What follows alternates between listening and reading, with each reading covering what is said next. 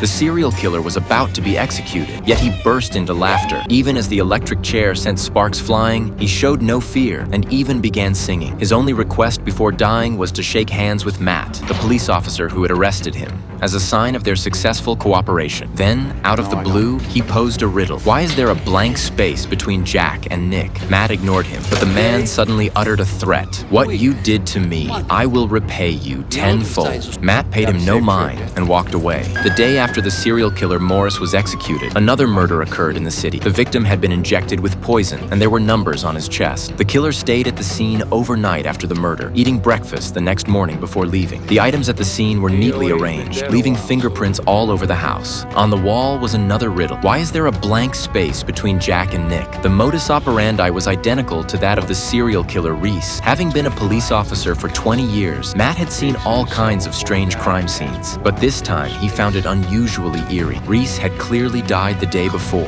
Was this a coincidence? Did he have an accomplice? Or was it an imitation crime? The police had never disclosed the details of Reese's crimes, so even if someone were imitating him, they couldn't possibly replicate them exactly. The only clue was the riddle. Back at the station, Matt repeatedly recounted the case in his office, overheard by a colleague. Jack and Nick were both honorary police officers. There was a tradition in the police force where model police officers were selected annually to boost morale, and their names were engraved on the honor wall. However, after the police headquarters was renovated, the honor wall was no longer used for some reason and was now stored in a warehouse. Jack and Nick were the model officers for 1964 and 1966, respectively, but the name of the 1965 winner had been erased. Strangely, there was no record of it in the archives. Matt found this odd, so he searched through old newspapers online and finally found a police officer named Robert, who had been honored as one of the top 10 outstanding police officers. Logically, his future should have been bright, but 6 months after winning the award, he unexpectedly became a serial killer and eventually committed suicide in his own cabin in the woods. Matt printed out the information and showed it to his superior, but surprisingly, his superior already knew about this person.